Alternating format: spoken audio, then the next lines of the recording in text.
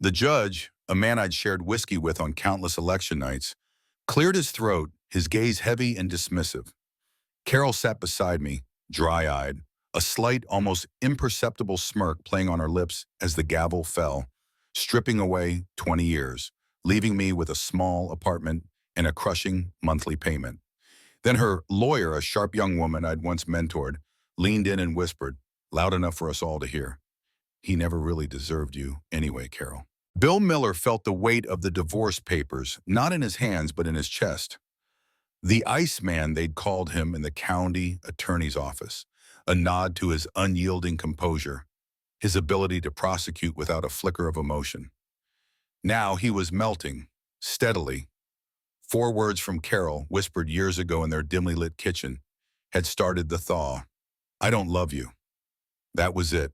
No shouting, no theatrics, just a quiet, definitive statement that had cracked the foundation of their 20-year marriage. He had dismissed it then, another casualty of a difficult week, another thing to fix later. Later had never come.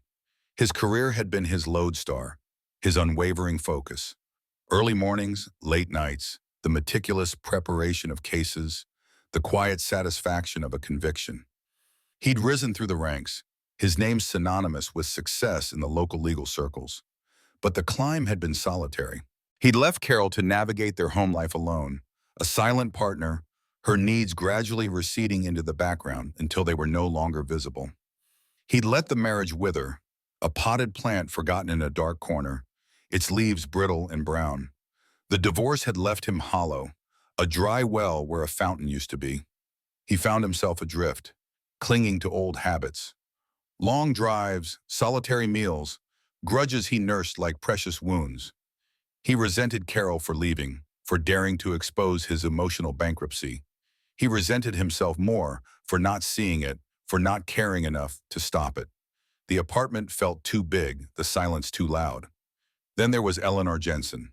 She was the wife of an old acquaintance, a man Bill had played golf with a decade ago. Their affair had started subtly, a series of late-night calls about a zoning issue, then a drink, then another. Eleanor was sharp, witty, and surprisingly direct. She offered a different kind of solace, a temporary warmth against the persistent chill. It was a messy arrangement, he knew, built on stolen moments and hushed phone calls, but it kept the worst of the loneliness at bay, for now. It blurred lines he hadn't realized still existed for him. His professional life, once unassailable, was also beginning to fray. Rumors circulated, hushed conversations in the courthouse hallways. Federal agencies, always lurking in the periphery, had begun asking questions, subtle at first, then more direct. Integrity was the word they used, a concept he'd built his career on. Now it felt like a fragile shield, riddled with unseen holes. And then there was the nickname, the Angel of Death. He'd heard it first from a young public defender, a snide remark under his breath after a particularly brutal cross-examination. It had stuck. He didn't understand it, not fully. He was a prosecutor, not an executioner. But the words hung heavy in the air, a dark shroud he couldn't shake. It felt like a judgment. Sleep offered little escape.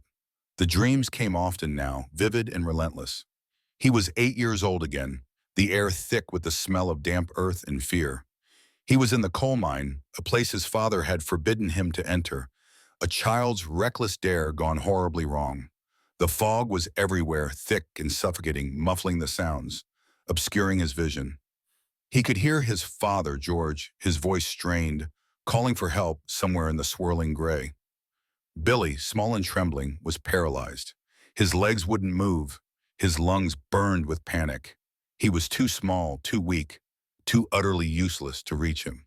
Then the dream shifted. His mother, Sarah, was there, her face a mask of cold accusation. Her voice, sharp and clear, cut through the fog. "You let your father die," she said, her words a hammer blow to his small chest. "You just stood there, Billy." He woke with a cry, the dream's icy chill clinging to him, mirroring the cold reality of his life. The room was dark, silent, but his heart pounded against his ribs. He swung his legs out of bed, the floor cold beneath his bare feet. The drive home from Eleanor's apartment was a blur through the cold, insistent rain. The wipers slapped a steady rhythm against the windshield. a monotonous pulse that did little to silence the ghosts in his head. Every failure, every missed connection, every harsh word lingered in the close confines of the car. The rain was relentless, washing over the city streets, a gray curtain obscuring the familiar landscape. When he finally pulled into his mother's driveway, the porch light was on, casting a stark yellow glow on the rain-slicked pavement. Sarah stood at the door, her silhouette framed against the warm light within. She hadn't waited for him to reach the porch. Her face was set, her eyes, even in the dim light, seemed to pierce right through him. "You look like hell, Billy," she said, her voice flat, devoid of any real concern. "Just like your father after a long day in the pit, always coming home looking like he carried the world on his shoulders." She paused, her gaze hardening. "You still haven't learned, have you? How to truly carry someone else's burden, just like you couldn't carry your father's." He shivered, the cold rain seeping into his coat, chilling him to the bone. He had no answer for her. There never was an answer for Sarah. "You don't understand what love is, Billy," she stated, her words a quiet accusation, a final judgment. She then closed the door, slowly, deliberately, the click of the latch echoing in the sudden silence. He stood there, soaked and utterly alone on the porch, the rain plastering his hair to his forehead, running in cold rivulets down his face. The air was thin, smelling of antiseptic and something metallic he couldn't place. A rhythmic beeping came from a machine beside him, its green line jumping with a steady pulse. Bill was in a hospital bed, the crisp white sheets pulled tight to his chin. The silence, broken only by the machines, pressed in on him. He tried to move, but his limbs felt heavy, tethered. Carol appeared then, stepping from the shadow at the foot of the bed. She wore the blue dress he'd always liked, the one she wore for their anniversary dinner 2 years before everything crumbled. Her lips moved, a low murmur he strained to hear. The words came to him in fragments, like ice chips on a cold pane. "Some hero. You are." He reached out, but his hand passed through her, leaving only a lingering chill. The room shifted, the sterile white replaced by a swirling gray fog. Maitland Johnson emerged, her face etched with a familiar sorrow. She was older than he remembered, the lines around her eyes deeper, but the sadness in them was the same. Her son had been killed in a hit and run, a case Bill had prosecuted. They'd gotten a conviction, but the driver had been a minor, given a lighter sentence than Maitland believed he deserved.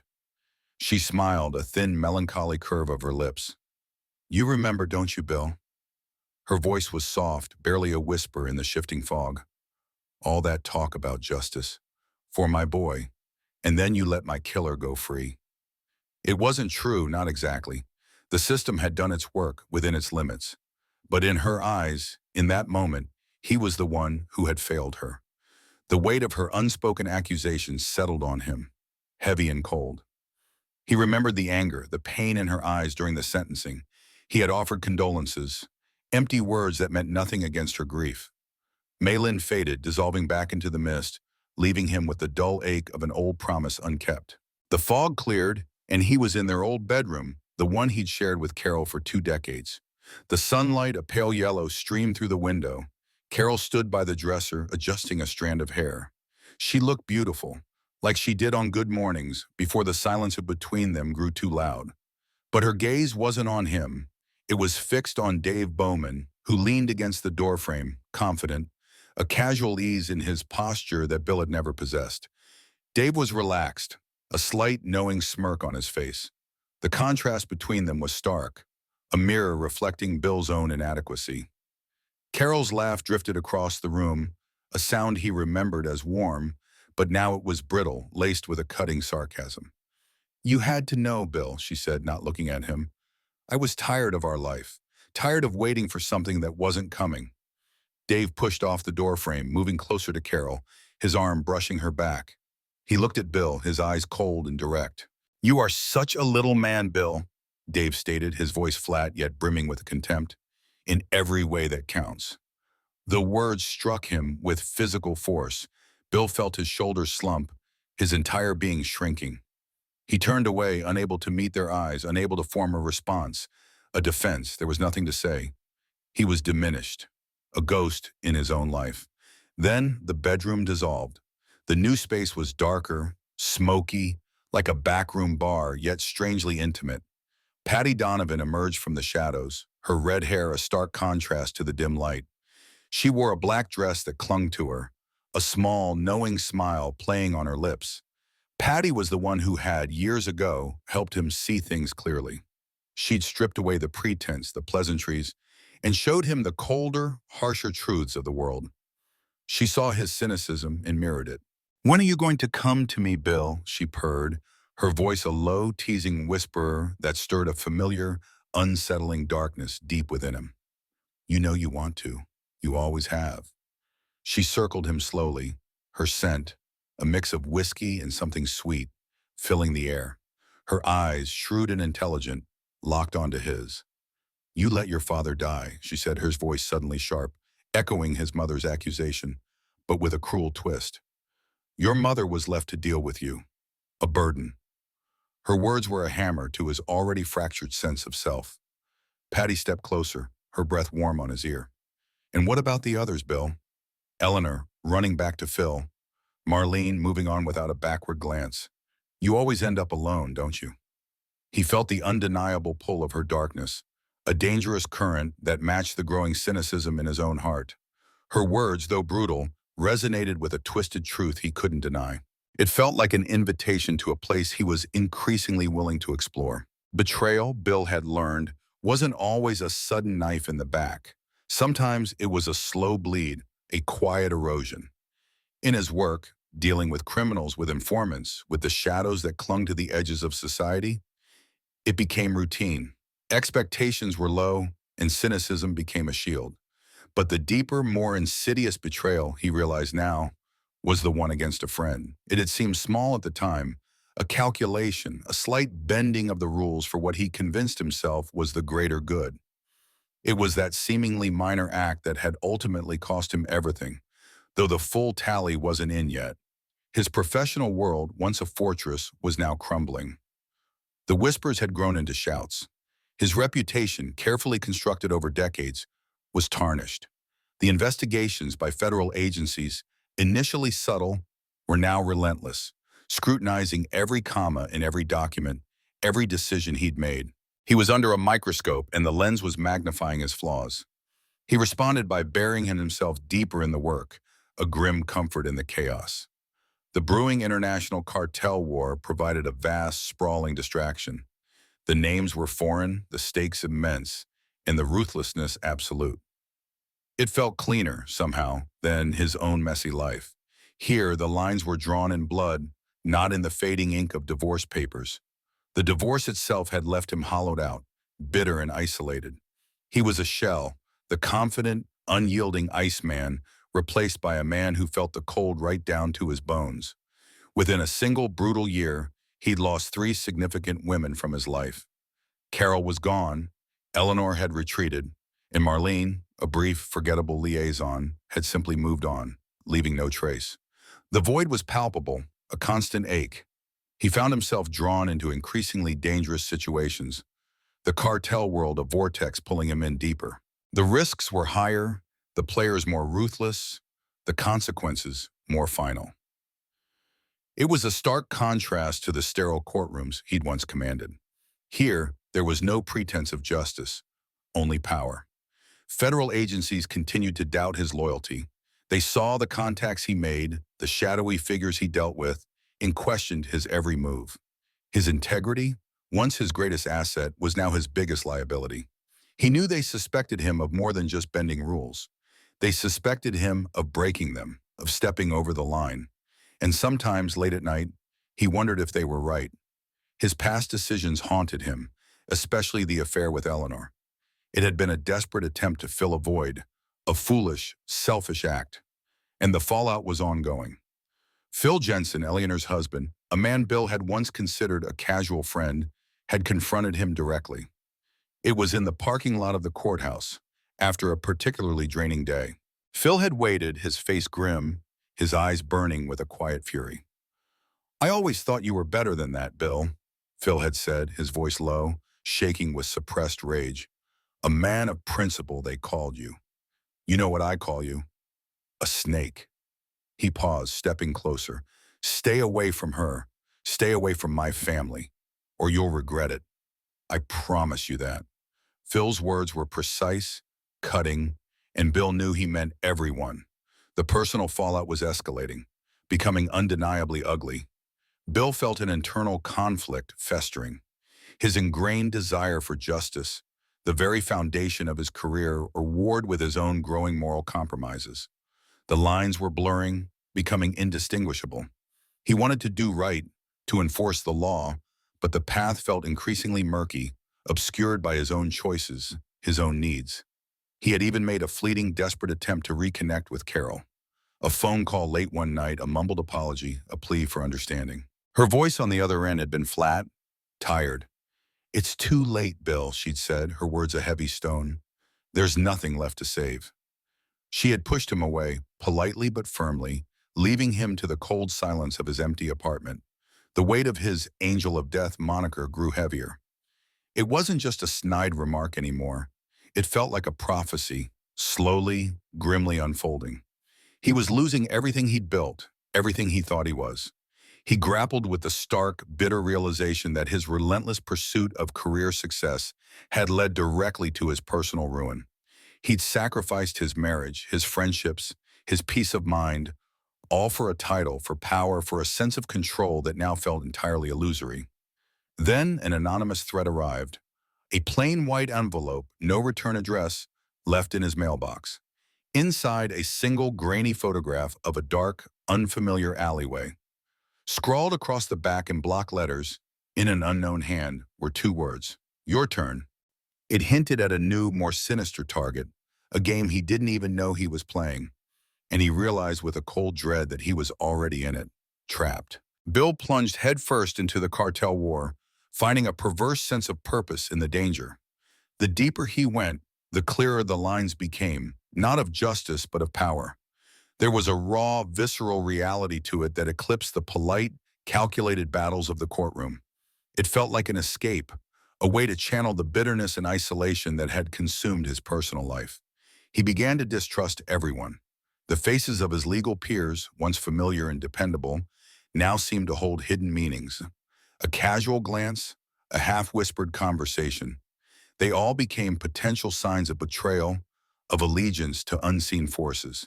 His paranoia grew like a creeping vine, wrapping itself around every interaction, every shared coffee in the break room. The cartel's influence began to seep into his personal life, not just his professional one. He noticed unmarked cars parked down the street, the same car 2 days in a row. Calls came from blocked numbers, static on the line, then silence. He started double-checking his locks, scanning the rearview mirror, every shadow a potential threat. The world felt smaller, more dangerous, the walls closing in. Cryptic messages started arriving, not direct threats, but whispers of corruption. An anonymous email with a fragmented police report, a discarded note tucked under his windshield wiper with a date and a name. They hinted at deep-seated rot within the very system he had spent his life upholding. The justice system he believed in, or once did. It was a dirty secret, whispered in the dark. His efforts to expose the cartel were met with more than just resistance. They were met with sabotage. Key files went missing from his office. An informant, set to give crucial testimony, disappeared without a trace. Leads he'd painstakingly cultivated turned cold overnight. The interference came from unexpected places, not just the cartel's enforcers, but from within the ranks of his own colleagues, people he'd shared a beer with, people who smiled at him in the hallway. One day, his old friend and colleague, Mark Davis, cornered him in the empty law library.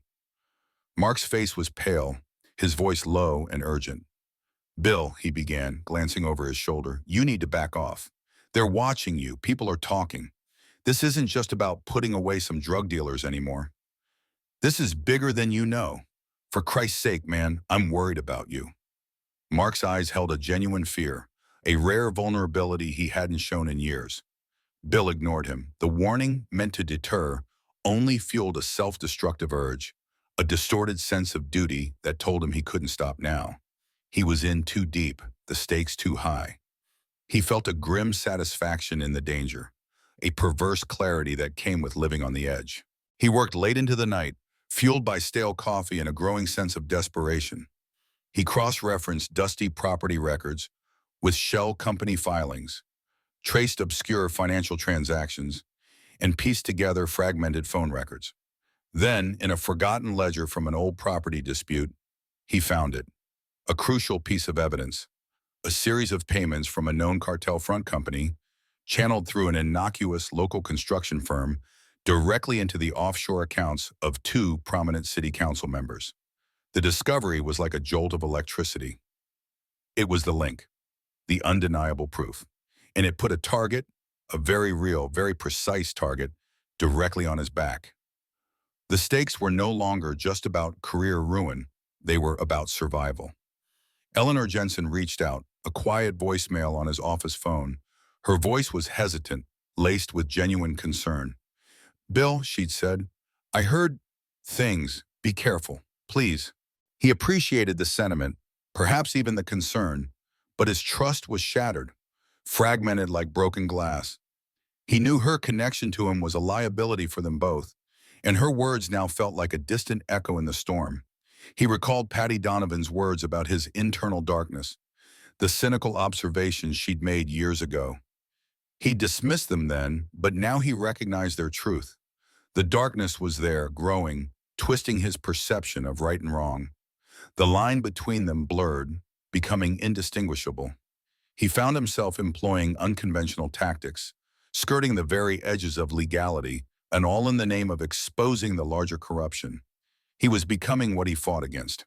He felt more isolated than ever, battling forces too powerful, too entrenched for him to confront alone.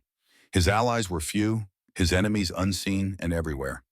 He was a single man against an empire. One evening, driving home, a delivery truck swerved suddenly, forcing his car off the road. He managed to correct, narrowly avoiding a collision, but his heart hammered against his ribs. The truck didn't stop, didn't even slow down. A minor accident, perhaps, or perhaps something more sinister, a warning shot across the bow. He couldn't be sure. The incident caused him to question everything. The cartel wasn't just a professional threat anymore. It was personal. They were reaching into his life, twisting it, threatening it. The cartel's threats intensified, a sickening shift in their strategy. They moved beyond Bill, beyond his career, striking at the very core of what little he had left. His son Jimmy became a pawn in their dangerous game. A note left on Jimmy's school locker, a subtle accident on his bike route, small, chilling escalations that left no doubt. They knew where Jimmy went to school, where he played, what time he came home. They were watching. Bill's protective instincts, long buried beneath layers of career ambition and personal neglect, reignited with a fierce primal intensity. But with that surge of protectiveness came the heavy weight of his past failures. He'd failed his marriage, failed Carol, failed himself. The memory of his father's death, the lingering accusation from his mother, clawed at him. Could he fail his son too? The thought was a cold, sharp blade. He tried to shield Jimmy, to build an invisible wall around him. He drove him to school, picked him up, watched him with a vigilance that bordered on obsession. But the cartel's reach seemed limitless, their methods insidious. A new expensive video game console arrived at the house, a gift from an anonymous sender. A stranger struck up a conversation with Jimmy at the park, offering candy. They weren't just threatening, they were infiltrating, trying to turn his son against him, or worse, use him. Carol, despite their deep estrangement, called, her voice tight with a fear that transcended their bitterness. "They're watching Jimmy, Bill," she whispered, her usual composure gone. "He told me about the man in the park. What do you do? What do we do?" Her fear was raw, genuine. It reminded him of what they once shared, the common ground of parenthood. Bill was forced to make impossible choices, to compromise principles he'd once considered inviolable. He started moving cash, not for himself, but for information. He turned a blind eye to minor infractions committed by those who offered him leads. The lines blurred further, becoming indistinguishable. Every decision was a moral tightrope walk, each step heavier than the last. He sought help from unexpected allies, people he wouldn't have looked at twice before. Informants he'd once prosecuted, shadowy figures on the fringes of the law, people with questionable motives but undeniable access. He found himself negotiating with men he'd sworn to put behind bars, making deals that left a sour taste in his mouth. The justice system he once believed in, the very edifice of law he dedicated his life to, seemed impotent now, or worse, complicit.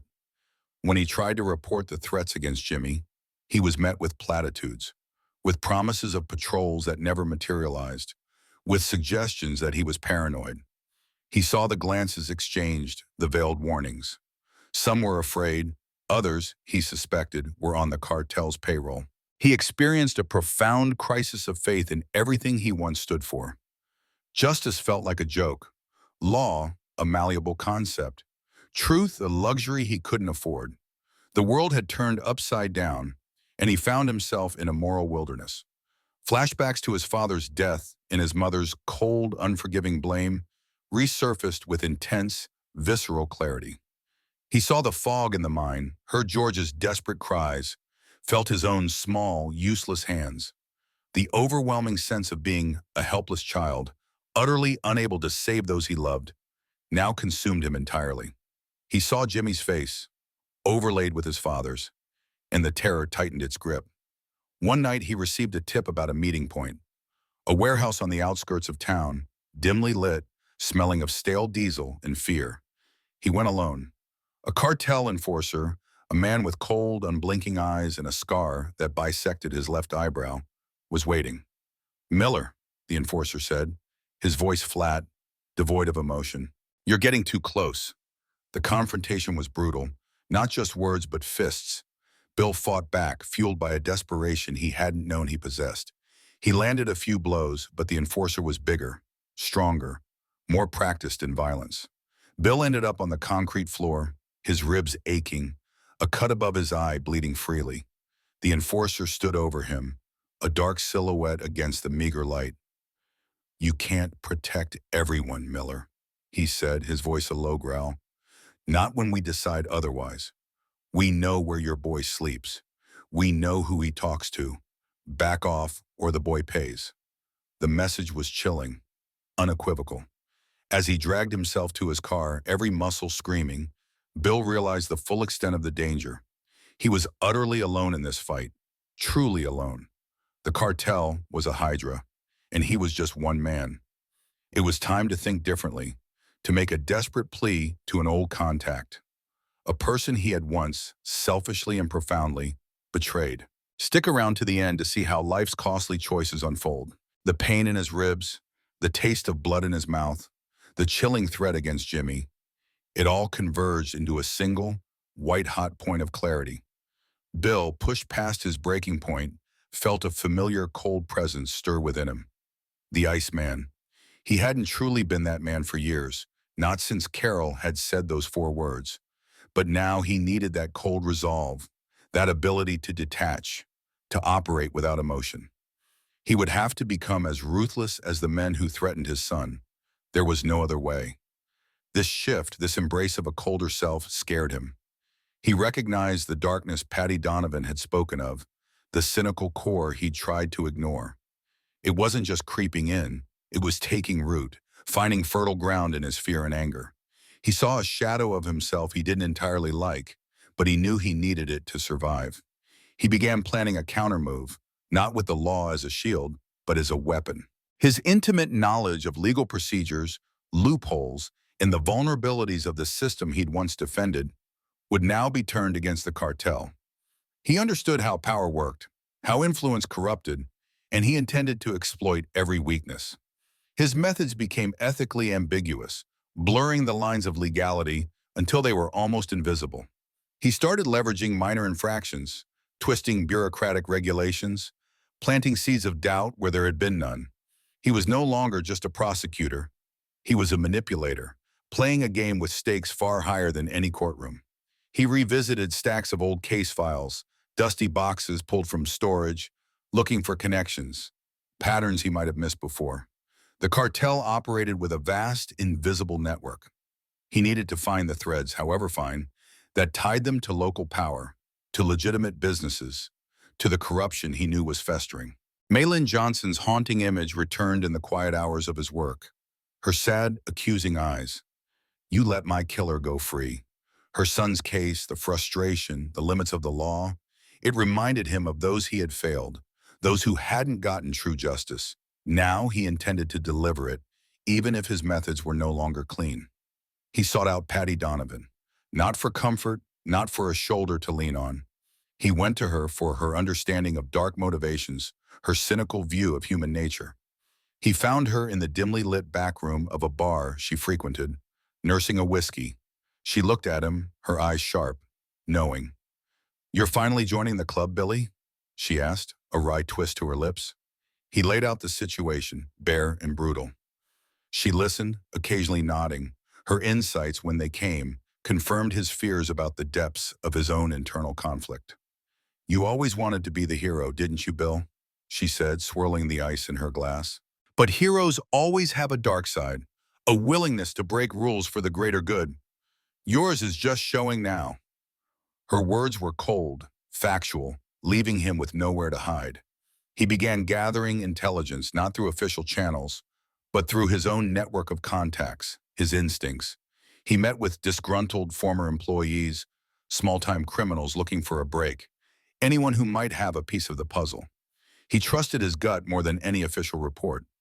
The information came in fragments, hushed conversations, hastily scrawled notes, overheard details in unexpected places. One of his contacts, a disgruntled former clerk from the federal courthouse, provided the crucial piece. A whispered name, a recurring anomaly in the transfer logs for sensitive evidence. He cross-referenced it with financial records, with travel itineraries. He found him. A mole within the federal agencies, a high-ranking official, taking payments from the cartel. The revelation hit him hard, confirming his earlier suspicions, but also driving home how truly isolated he was in this fight. The very people meant to uphold the law were compromised. He was utterly alone. That night, he had a tense conversation with Jimmy. His son had been withdrawn, jumpy, noticing the changes in his father, the new car in the driveway, watching their house. "Dad," Jimmy began, his voice small, "why are those guys looking at us?" Bill tried to explain the dangers carefully without revealing the full, brutal truth. He spoke of bad people, of needing to be careful, of protecting their family. He kept his voice calm, steady, trying to project a strength he didn't entirely feel. Jimmy looked at him, his young eyes wide with an innocence Bill felt he'd lost long ago. "Are you a good guy, Dad?" he asked, the question simple, direct, cutting through all Bill's carefully constructed defenses. Bill struggled with the answer. His own morality was a shifting landscape, eroded by fear, by compromise, by the darkness he was allowing to take hold. He looked at his son, at the hope and fear in his eyes, and knew he had to protect it, no matter the cost. The Angel of Death.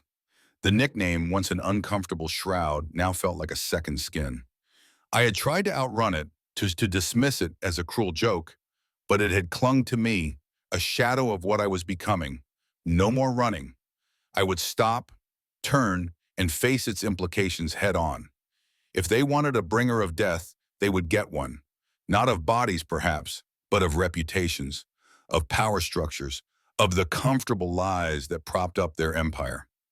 I began to embrace the ruthlessness required, channeling the raw anger over Jimmy's threats, the profound loss of Carol, the quiet despair of my own fractured life, into action. There was a clarity in it, a cold, sharp edge that made decisions easier. The moral compromises had already been made. Now it was about execution. I executed a risky maneuver, a calculated gamble, using the leaked information about the mole within federal agencies and cross-referencing it with the cartel's local operations. I prepared an anonymous dossier. It contained irrefutable evidence of money laundering, drug distribution routes, and the direct involvement of high-ranking local officials. I sent it to a carefully selected list of journalists and a few uncompromised federal agents, not through official channels, but through a series of untraceable digital drops. The goal wasn't just to expose, but to create chaos. The fallout was immediate and explosive. Headlines screamed, investigations were launched, arrests were made, reaching into surprisingly high places. But the move also alienated former allies. Some of the federal agents I'd hoped to work with viewed my anonymous leak as insubordination, a dangerous freelance operation. Powerful figures whose names I had discreetly omitted from the dossier, but whose operations were directly impacted, sent veiled threats. The temperature of the war rose sharply. An official inquiry was launched, targeting my own conduct. My methods, my sudden disappearance from official duties, my suspicious new contacts, all were under severe scrutiny. I sat across from a panel of grim-faced bureaucrats, calm and factual, offering explanations that were technically true but strategically incomplete. My defense, though ethically gray, skillfully highlighted the systemic corruption I was fighting, deflecting some of the heat back onto the very institutions questioning me. They couldn't touch the cartel directly without admitting their own failures, and that, I knew, was a far greater fear for them than my insubordination. One afternoon, I ran into Dave Bowman in the hallway outside the hearing room. He had been there, I assumed, for Carol, perhaps offering her support. He stopped, a smirk on his face. "So, the great Iceman melts, huh?" he drawled, his voice low, mocking. "Heard you're losing everything. Carol always said you were too stiff, too blind. Guess she was right to move on, wasn't she?" He paused, letting the words hang in the air. "Some hero you turned out to be, Bill. Can't even keep your own house in order, let alone the city's." I met his gaze, my face a mask of stone. His words, once capable of cutting deep, now felt distant, irrelevant. My focus was unwavering, fixed on the larger fight, on Jimmy. Dave Bowman, Carol, my past failures. They were all just noise now. I simply walked past him, leaving him standing there in the empty hallway. Later that week, a message came from Eleanor Jensen, a coded text unusual for her. She wanted to meet, discreetly. I went, cautious. She was nervous, her hands twisting in her lap. "Phil found something," she whispered, her eyes darting around the coffee shop. "A ledger, old payments, something about a storage facility outside town. He thinks it's where they keep the real stuff, the money, the drugs, everything." It was a crucial piece of information, a precise location. An act of trust, a flicker of humanity in my increasingly hardened world. It surprised me, this lingering loyalty, this risk she took. I used Eleanor's information swiftly, feeding it to my own contacts, orchestrating a raid that wasn't sanctioned, but couldn't be ignored once it was in motion. The storage facility was indeed a gold mine, filled with stacks of knives, kilos of product, and meticulous records. It further destabilized the cartel's network, striking a blow at their logistics and their financial backbone. The cartel retaliated, a direct attack. It happened late one night, a sudden surge of adrenaline as a dark sedan rammed my car from behind on a deserted stretch of road. I fought the wheel, swerving, the world blurring into a kaleidoscope of metal and sparks. I narrowly escaped, crashing into a ditch, but alive. I sustained injuries, a broken arm, a deep gash on my forehead, a concussion that left me dizzy and disoriented for days. But the incident only hardened my resolve. The pain, the near-death experience, sharpened my focus. They wanted me dead. Good. That meant I was hitting them where it hurt. As I lay in my apartment, healing, the cast on my arm a constant reminder, I realized the fight was far from over. This was a war, and the personal cost would be immense, perhaps everything. I thought of my father, George, down in that mine, calling for help. He'd been a good man, a simple man. Would he approve of this path I was taking, this dark, morally ambiguous road? I didn't know, but I knew I couldn't stop, not yet. The cartel war, a slow-burning fuse for months, finally reached its brutal climax. I found myself at the very eye of the storm, the center of the swirling chaos. My plan, forged in the crucible of fear and desperation, was set into motion. I orchestrated a complex legal and tactical offensive, leveraging my unique compromised position. I couldn't use official channels, so I used the shadows. Anonymous tips, carefully leaked documents, orchestrated public statements from intimidated but uncompromised witnesses. I ignited a series of events that didn't just expose the cartel's operations, their drug running, their money laundering, their assassinations, but also pulled back the curtain on the corrupt officials who had aided and abetted them. The mayor, 2 city council members, a handful of police chiefs, their names, their illicit dealings, their secret accounts were laid bare. It caused a public scandal, ripping through the city like a wildfire. My actions, while undeniably effective, came at a heavy personal cost. The public saw me as a renegade, a wild card. My former allies in the legal community, those who hadn't been implicated, now viewed me with a mix of awe and contempt. I was an outcast, alienated further from the society I had once sworn to protect. The professional repercussions were swift and severe. Disbarment proceedings were initiated. The allegations ranged from ethical violations to unlawful conduct to outright vigilante justice. The charges were many, and the evidence, while circumstantial in some parts, was enough. I sat through the hearings, my face impassive, offering no real defense, no apologies. My career, the very thing I'd sacrificed everything for, was ending not with a bang, but with the quiet, procedural hum of legal paperwork.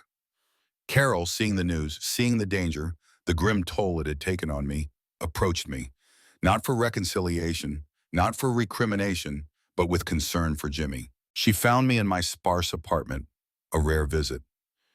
"He's scared, Bill," she said, her voice soft, weary. "All this, the headlines, he worries about you and about us." We sat in silence for a moment, the unspoken weight of our shared worry for our son, a fragile bridge between us. It was a rare moment, a flicker of what we once were, united by something beyond our bitterness.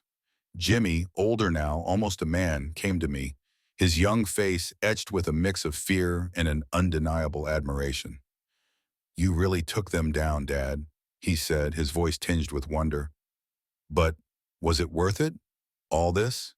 He gestured vaguely at the newspaper on the table, the headline screaming about my impending disbarment. I tried to explain my choices to him, emphasizing the necessity of fighting injustice, even when the fight was dirty. "Sometimes, Jimmy," I said, my voice rough, "the system can't fix itself. Sometimes you have to break things to make them right. You do what you have to do to protect what matters." It sounded hollow, even to my own ears, but I hoped he understood.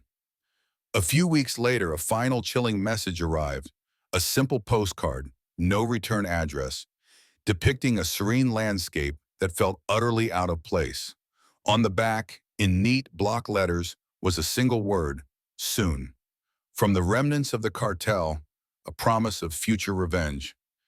They were still out there. The war wasn't truly over. Patty Donovan reappeared unannounced on my doorstep. She carried a bottle of cheap whiskey. We sat in silence, drinking. "So, you won," she said, her voice flat, almost devoid of emotion. "You took them down. But look at you, look at what it caused." She gestured around my Spartan apartment, at my face, at the weariness in my eyes. "You became what you fought, Bill," she observed, her words a bitter, undeniable truth. "All that talk about justice, about the law, and in the end, you became just another power, another force, operating outside the rules." I accepted her assessment. There was no point in arguing. I recognized the sacrifice of my own innocence, the deliberate shedding of my moral compass to achieve what I had. The ends had, for now, justified the means, but the means had changed me irrevocably. I grappled with the morality of my actions, the gray landscape of right and wrong. The Angel of Death title, once a burden I'd tried to shed, now felt like a permanent, perhaps even earned mantle.